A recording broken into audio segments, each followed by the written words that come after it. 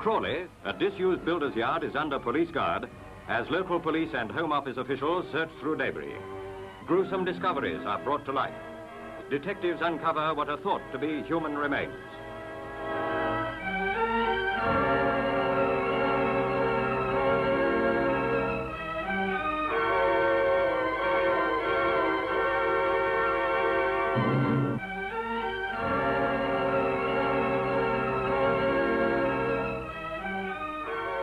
Mr. Haigh had these premises about 40-odd years ago, I suppose. Now, I don't know the exact date.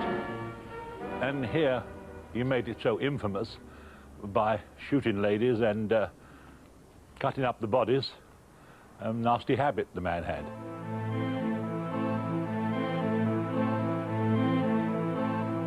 When we took over, on the left-hand side here, there were a couple of those acid vats. Those large glass containers that contained acid. There was an enormous galvanized vat that he put the parts of these unfortunate people in. The acid itself he had to get rid of. There were no drains around.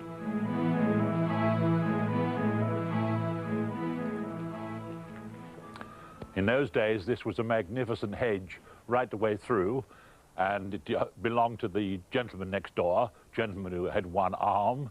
Nothing to do with Haigh at all, he just had one arm. And he couldn't understand why his hedge kept dying. We understand now from the police report that the slurry was poured over the roots of his hedge, so in consequence, it certainly would die, of course. More detectives arrive on the scene, bringing cases in which to carry away their find. Specimens, including fragments of clothing, are later taken to Scotland Yard laboratories for tests.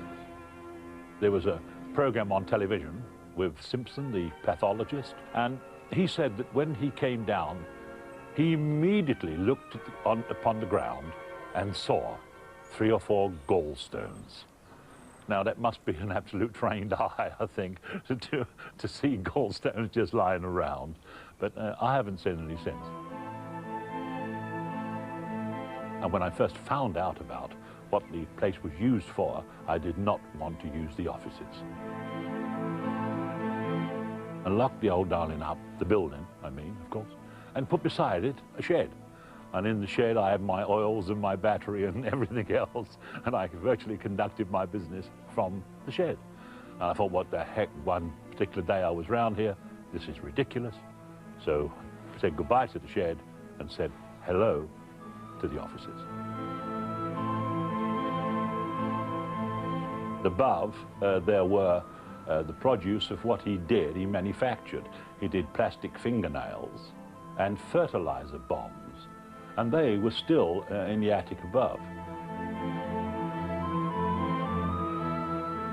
Really, what comes to my mind is compatibility. After a while, it didn't come initially, no way, but matter of fact, he frightened me in the beginning, but so, apart from that, now we live together. I can't blame this building for someone's diabolical habits. It was built as offices, it is offices today, and I'm happy with it.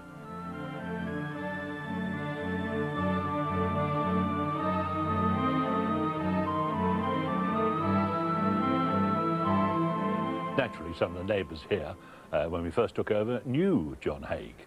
And one chap in particular, one afternoon I'm working here, and he came over, and he said, you know, Dennis, he said, I should have known that John Haigh was a murderer. Wow, how could you know this? Well, he said, I watched him, he said, because one day, when his car pulled out from the yard, I saw it go up and down over the bumps in the road. I should have known he had a body in there. I should have known.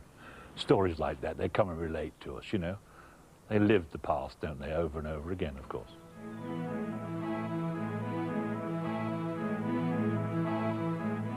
We still actually get postcards saying it's Haigh's birthday. I don't know why, but those things do happen, still happen today.